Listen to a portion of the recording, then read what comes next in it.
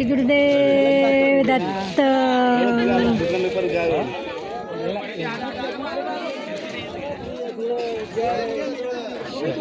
2025ची माझी गिरनार यात्रा भाग 6 श्री गोरक्षनाथ श्री गुरुदेव दत्त पादुका व धुनी दर्शन. श्री अंबिका मातेच्या मंदिरानंतर गोरक्षनाथांच्या टेकडीकडे जाताना एक लिंबू सरबताचे दुकान लागते. ते ओलांडले की एक छोटासा ब्रिज लागतो जो 2 डोंगरांना जोडतो. मी तेथे गेले आणि बघते तर काय, तिथून जी सिंगल रांग सुरू झाली होती ती रांग थेट गुरुशिखरापर्यंत होती. बापरे, म्हणजे पुढचे 5,000 पायऱ्या सिंगल रांगेने थांबत थांबत मुंगीच्या पावलाने पुढे जायचे होते. म्हणजे कमीत कमी पुढचे 5 ते 6 तास लागतीलच. खूप जण ती मोठीच्या मोठी लांबलचक रांग बघून तेथूनच रोपवेने खाली जाण्यास निघाले होते. मला अंबिका माता मंदिराच्या इथपर्यंत चढताना योग शिक्षकांचा एक ग्रुप भेटला होता. तो इथेही माझ्यासोबतच होता. मी त्यांच्यासोबत गप्पा मारत रांगेमध्ये उभी राहिले. तिथे आम्ही 15 ते 20 मिनटं उभे होतो. दर्शन घेऊन येणारे लोक क्रॉस होत असताना सांगत होते, तुम्ही सिंगल रांगच ठेवा, कोणाला पुढे जाऊ देऊ नका. गुरुशिखराच्या इथं खूप जण एकदम गेल्यामुळे चेंगराचेंगरी होत आहे. पोलीस ती चेंगराचेंगरी आवरत आहेत. त्याच्यामुळे तुम्ही कोणालाच पुढे जाऊ देऊ नका, तरच तुमचे लवकर दर्शन होईल. लगेच आम्ही 10-15 जणांच्या ग्रुपने ठरवलं की आता पुढे कोणालाच जाऊ द्यायचे नाही. त्याच्यामुळे आम्ही रस्त्यात काठ्या आडव्या टाकायला सुरुवात केली.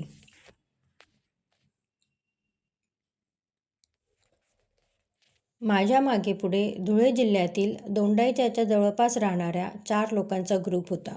पुण्यातील 2 शिक्षक होते. एक 60 ते 70 वर्षे वयाचे एक जोडपे होते. दोंडाईच्या येथील लोकांच्या ग्रुपने भजने म्हणायला सुरुवात केली होती.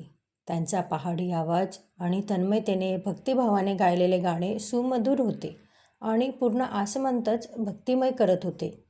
ते रामाची, दत्ताची, विठ्ठलाची, हनुमंताची, विष्णूची असे वेगवेगळी गाणी पोवाडे वेगवेगळ्या चालीमध्ये गात होते.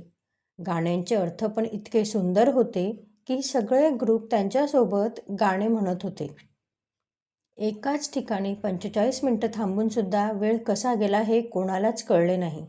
नंतर हळूहळू मुंगीच्या पावलाने आमची रांग पुढे सरकायला लागली. त्या ब्रिजवरचे दृश्य इतके सुंदर होते म्हणून सांगू. दोन्ही बाजूला दरीमध्ये असलेल्या धुक्याचे साम्राज्य, थंड वाऱ्याची झुळूक, त्यामधील दवबिंदूमुळे आलेला गार ओलसर स्पर्श, समोर फक्त काही फुटांपर्यंतच दिसणारा रस्ता आणि सोबत सुमधुर गाणी. श्री गुरुदेव दत्त, श्रीराम जय राम जय जय राम, जय श्रीराम, जय गिरनारी अशा ललकारी. ते वातावरणच इतके भारावलेले भक्तिमय होते की आपण स्वर्गाच्या दिशेनेच चालत आहोत असे वाटत होते. श्री गोरक्षनाथांचे शिखर व गुरुशिखर हे आपल्याला नेहमी दिसणारे दोन्ही शिखरे अजिबात दिसत नव्हते. अधूनमधून 3-4 जण पुढे जाण्यासाठी प्रयत्न करत होते, पण त्यांना हटकले आणि परत मागे जायला लावले. असे झाल्यावरती मागच्या लोकांनी सुद्धा रस्त्यामध्ये काठ्या आडव्या टाकल्या व पुढे कोणाला येऊ देणे बंद केले. नेहमी श्री अंबिका मातेच्या मंदिर सोडल्यानंतर आपल्याला श्री गोरक्षनाथांच्या मंदिराकडे जायला थांबत फोटो काढत गेलो तरीसुद्धा अर्धा ते पाऊण तास लागतो.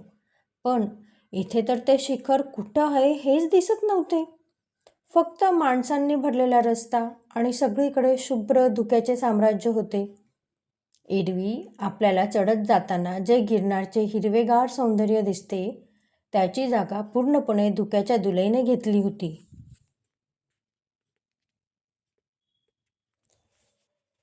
साधारणतः 2 ते 2.5 तासांनी श्री गोरक्षनाथांचे मंदिर आले.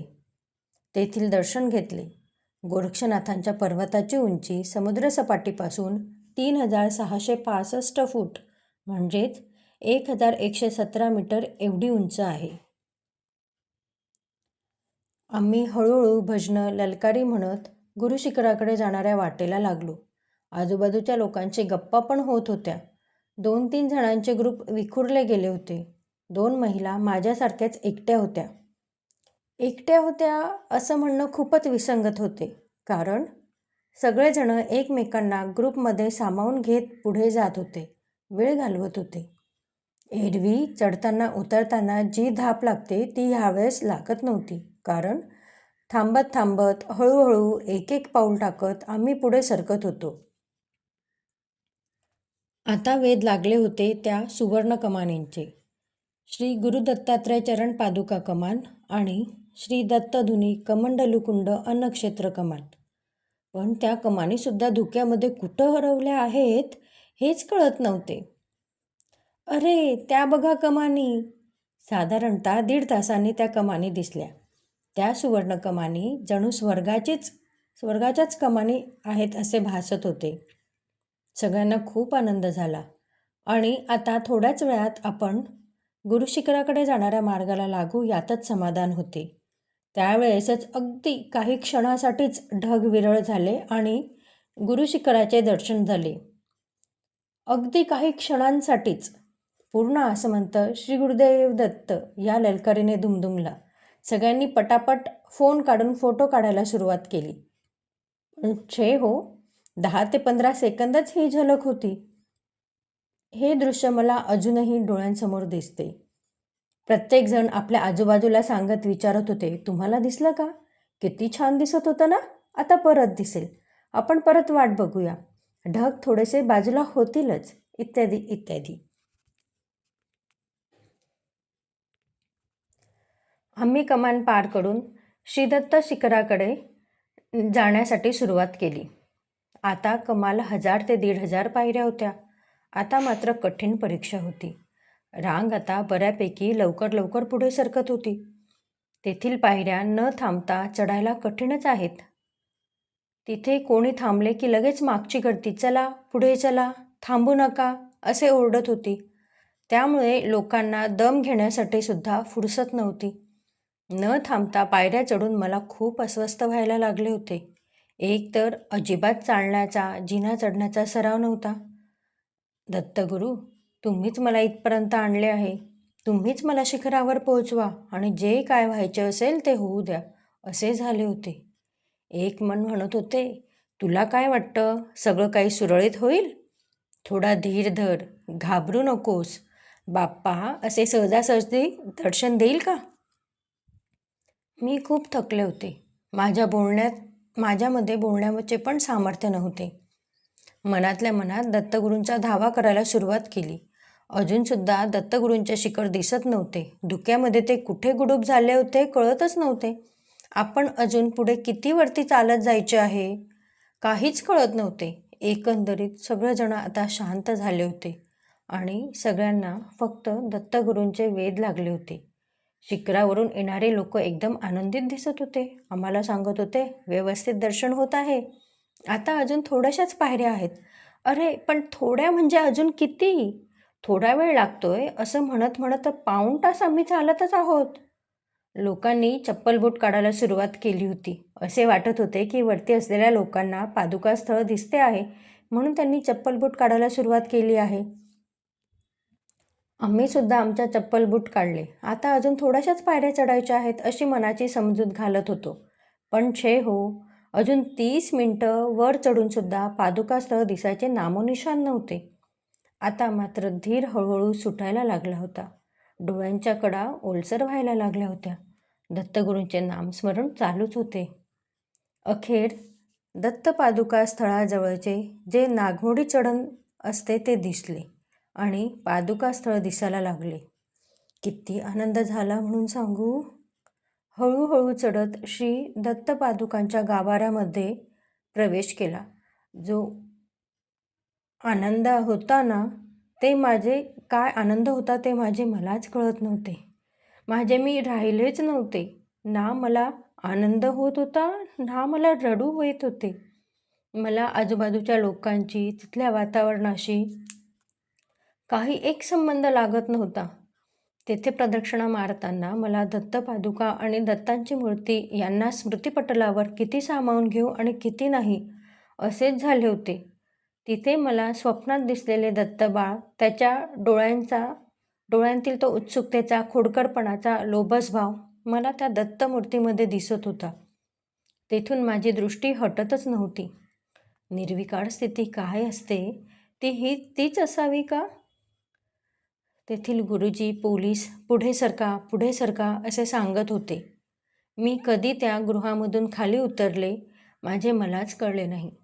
मी मागे वळून दत्तगुरूंचे दर्शन होते का ते बघत होते. मला नक्की काय झाले होते काहीच कळत नव्हते. तेथे मला दत्त महाराजांना काय मागायचे होते, कोणाकोणाचा नमस्कार सांगायचा होता, निदान सगळ्यांना सुखी ठेव असे एक नेहमी बोलणारे वाक्य ते सुद्धा मी बोलले नाही हो.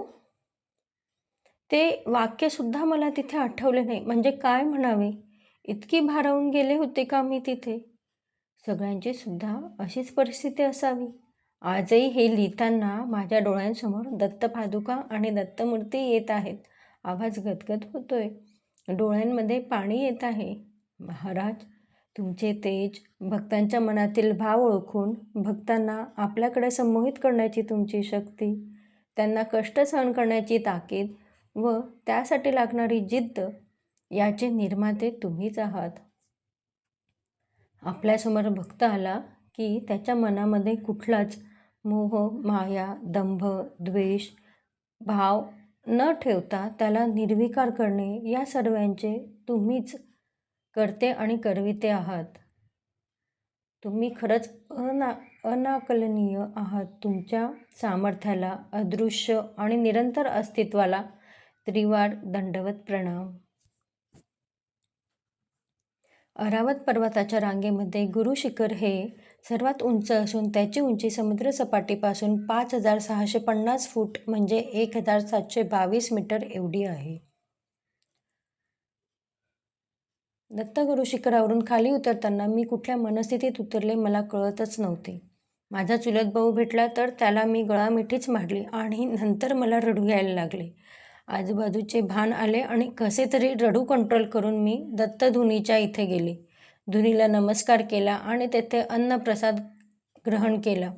नंतर पायऱ्या चढून कमानीच्या इथे येऊन शांतपणे थोडा वेळ बसून राहिले. दुपारचे 3:30 वाजले होते. त्या कमानीच्या येथील पोलीस सांगत होते, रोपवे 5 वाजता बंद होईल. तुम्हाला जर रोपवेने खाली जायचे असेल तर लवकर जा.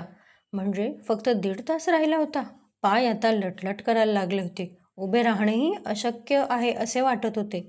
एक एक पायरी उतरणे आणि चढणे खूप कठीण जात होते. 1.5 तासात आपण रोपवेपर्यंत पोहोचू की नाही याचा संभ्रम होता आणि जर नाही पोहोचलो तर अजून 5,000 पायऱ्या खाली कशा उतरेल या विचारानेच खूप घाबरायला झाले. कशी तरी काठी आणि बाजूच्या कठड्याचा आधार घेऊन थांबत गोरक्षनाथांच्या शिखरापर्यंत आले. आता अजून फक्त काही पायऱ्याच आहेत असे वास्तवात काय आहे हे माहीत असूनही लहान बाळाला कशी समजूत घालतो तसे मनाला समजावले आणि पायऱ्या उतरायला लागले. 4:45 वाजता अंबिका माताच्या मंदिराच्या इथं आले. तिथे खालूनच मातेला नमस्कार केला आणि रोपवेकडे गेले. रोपवेने काही मिनिटात खाली पोहोचले. भवनाथ महादेव, लंबे हनुमान आणि दत्तगुरूंना नमस्कार केला. तुम्हीच मला तुमच्या दर्शनासाठी धैर्य दिले व मी तुमचे दर्शन घेऊ शकले. मला पुन्हा तुमच्या दर्शनासाठी परिक्रमेसाठी इथे बोलवा असे सांगितले. हॉटेलवर जाताना प्रशांत दादांसोबत गरमागरम चहा घेतला. हॉटेलवर गेल्यावर कळले की आमचा दुसरा येणारा लेडीज ग्रुप तिथे येऊन गेला, पण त्यांना तिथे न आवडल्यामुळे ते दुसरीकडे राहण्यास गेले होते.